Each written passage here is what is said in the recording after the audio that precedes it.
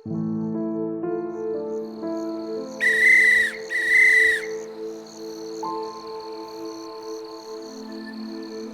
अली, परेशान मत हो, हम दोनों तुम्हारे साथ। मुझे अंदाज़ा है कि तुमने और तुम्हारे माँ बाप ने पाकिस्तान के लिए कितनी कुर्बानियाँ दी। मेरी तरफ देखो, मेरे बाप की ज़मीन पर किसी हिंदू ने कब्ज़ा कर लिया, लेकिन मैं आज भी आज़ादी की उम्मीद की जंग लड़ रहा हूँ, और ये जंग आज़ादी तक जारी रहेगी। मोहम्मद अली, वालिदैन का दुख बहुत बड़ा होता है, शायद ये हम नहीं समझ सकते, मगर हम दोनों तुम्हारे साथ हैं। हमारा ख़ानदान भी तो तुम्हारा ख़ानदान ही है। क्या तुम हमें खुद से अलग समझते हो? नहीं दोस्तों, मैं जानता हूँ कि तुम मेरे अपने हो, इसीलिए तो इस कर्फ्यू में भी तुम्हारे साथ हूँ। मुझे गम इस बात का तो है कि अम्मा अब्बा तहरीक में मारे गए, मगर मेरी उदासी और परेशानी की वजह कुछ और है। वो क्या मोहम्मद अली? मेरे जैसे कितने बच्चों ने अपने अम्मा अब्बा, बहन भाई और रिश्तेदार खो दिए। दो कौमी ज़रिए की खातिर लाखों मुसलमान अपनी जान गंवा बैठे, और अभी पता नहीं पाकिस्तान बनने तक कितनी जानें और देना पड़ेंगी। लोगों के घर उजड़ गए, कारोबार तबाह हो गए। हमज़ा, तुम्हारे अब्बा जैसे लाखों मुसलमानों की जायदादों पर हिंदुओं ने कब्ज़ा कर लिया, और अभी पता नहीं कितनी कुर्बानियाँ बाकी। कब बनेगा पाकिस्तान और कब ये अंग्रेज़ी ख़त्म होगी? तुमने सुना नहीं, जिन्ना ने कल की तकरीर में क्या कहा? मुसलमान मुसीबत में घबराया नहीं करते। हमें तो खुश होना चाहिए कि मुसीबत में लड़ने का मौका मिला, और तुम देख लेना, ये कुर्बानियाँ ज़ाया नहीं जाएंगी। मोहम्मद अली, यावर ठीक कह रहा है। इंशाल्लाह जल्द हम एक आज़ाद रियासत में होंगे, वहाँ पर तुम्हें अपना कारोबार करने के लिए किसी गैर के सामने हाथ नहीं फैलाना पड़ेगा। अपना पाकिस्तान। देखा मोहम्मद अली, हमजा ने कितनी चालाकी से तुम्हारे बिजनेसमैन बनने की ख्वाहिश को जज्बात में लाकर इस्तेमाल किया। सही कह रहे हो तुम हमज़ा, और तुम्हारी सरकारी ऑफिसर बनने की ख्वाहिश भी पाकिस्तान जाकर ही पूरी होगी इंशाल्लाह। इंशाल्लाह। यार, वो तुम लोगों ने अल्लामा साहब का नया कलाम सुना? नहीं यार, कौन सा?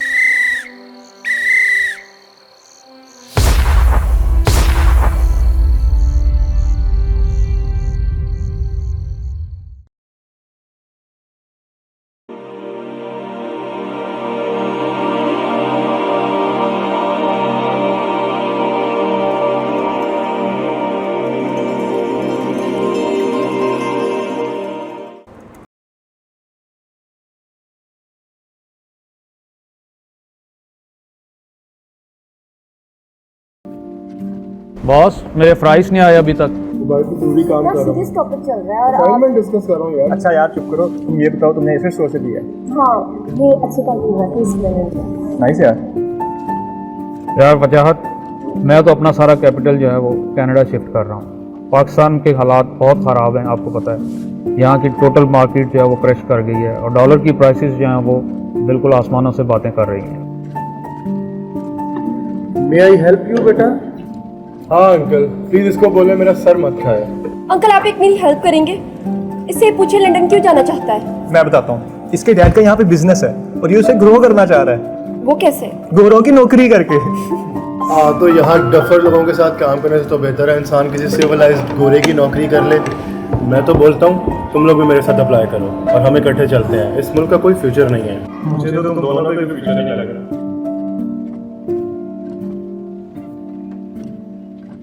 फिर तो आपकी यहाँ पे ज़्यादा ज़रूरत है बेटा। वो कैसे अंकल? मतलब ये कि आप जैसे पढ़े लिखे लोगों को पाकिस्तान की ज़रूरत है, और वो लोग जो किसी वजह से आगे नहीं बढ़ पाए उनको भी आपका साथ चाहिए। छोड़े अंकल, इनको सुधारने के चक्करों में कहीं मैं भी आपकी तरह बेहतर ही न बन रहा। हाँ, मेरा वो मतलब नहीं था, आई एम सॉरी। नहीं बेटा, मुझे बुरा नहीं लगा। अगर आप जैसे तमाम लोग पाकिस्तान को छोड़कर जाते रहेंगे तो ये बहादुरी का नहीं, बुज़दिली का फैसला होगा। अंकल, आपने आज की दुनिया नहीं देखी। हम पाकिस्तानी बहुत पीछे रह गए हैं। क्या आप न्यूज़ नहीं देखते? हर पाकिस्तानी तो हिजरत करने की सोच रहा है, तो हम क्यों ना जाएं? यार ये बात तो तुम्हारी सही है। बेटा जो दुनिया पाकिस्तान से आगे निकल चुकी है, उस दुनिया के पास भी तो आप ही की तरह के नौजवान थे। अगर वो भी आप सबकी तरह अपना मुल्क छोड़कर चले जाते तो उनका मुल्क भी पीछे रह जाता। क्या मैं यहाँ पे बैठ सकता हूँ? जी अंकल, बैठिए। शुक्रिया बेटा। देखो बेटा, जैसे ये कैफे है, इसके मालिक ने इसे बहुत प्यार से बनाया है। अगर आप जैसे चेहरे यहाँ पे आते जाते नहीं रहेंगे तो ये कैफे खूबसूरत नहीं, सुनसान लगेगा और एक दिन बंद हो जाएगा। इसी तरह अगर आप जैसे काबिल नौजवान इस मुल्क से हिजरत करते जाएंगे तो बेशक अल्लाह ने इस मुल्क को जितनी भी नेमतों से नवाजा है, जितना भी खूबसूरत बनाया है, बदनुमा लगेगा। अरे अंकल, मेरे एक के जाने से भला पाकिस्तान को क्या फर्क पड़ेगा?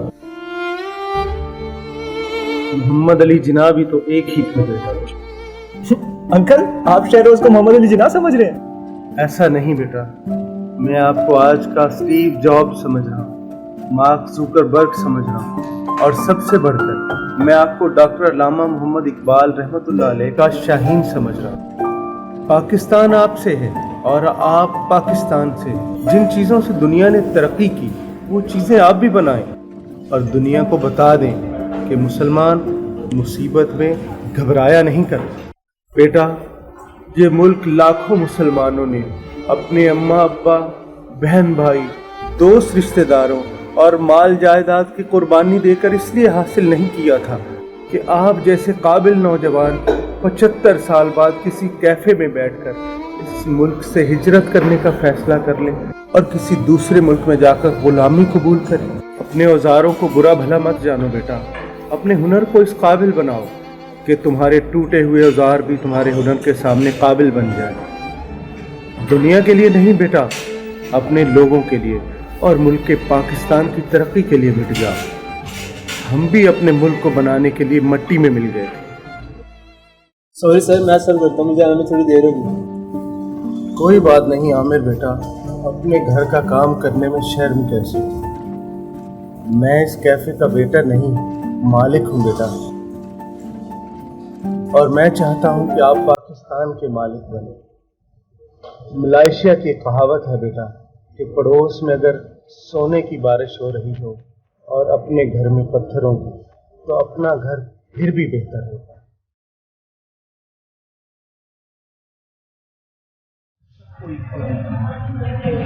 Excuse me uncle. जी बेटा।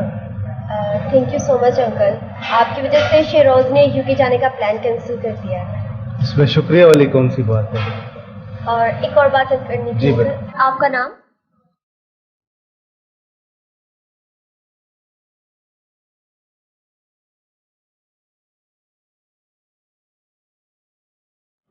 मेरा नाम मोहम्मद अली है बेटा।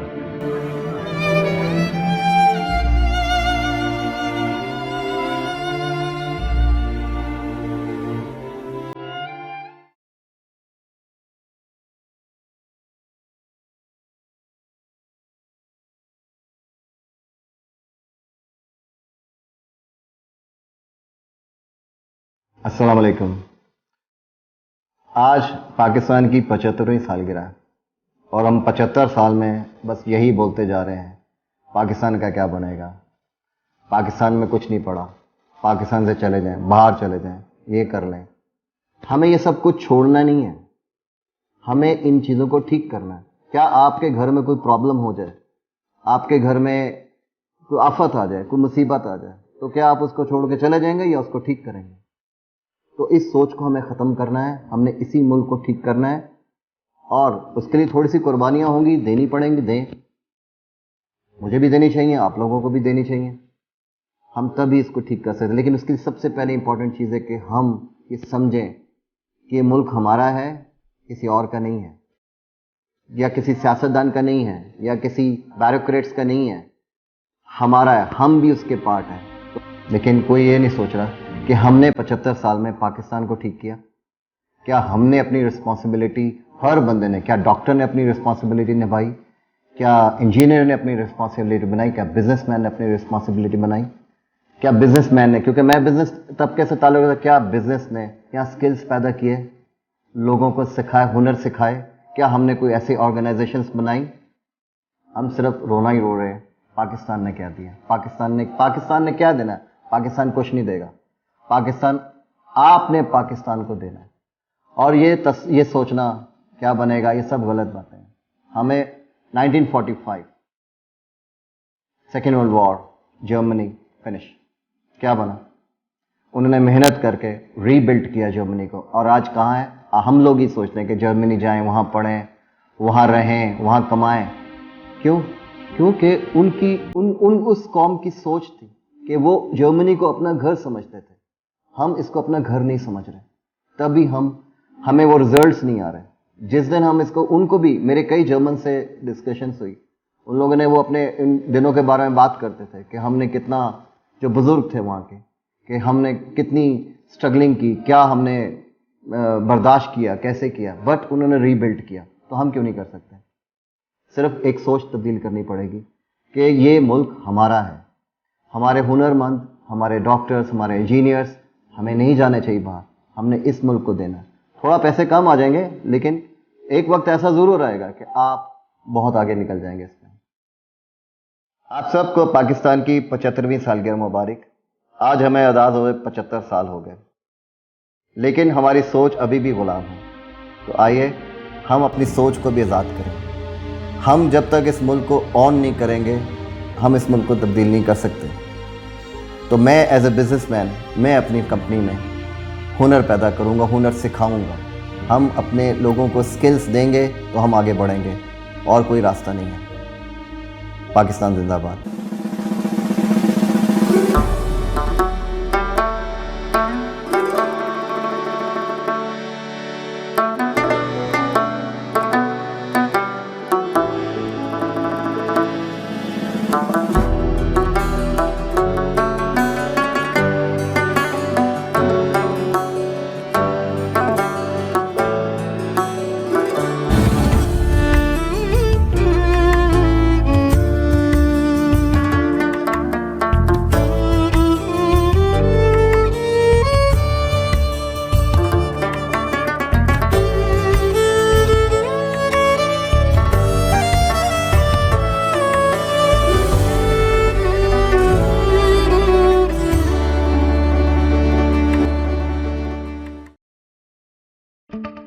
You're watching Usher Store's YouTube channel.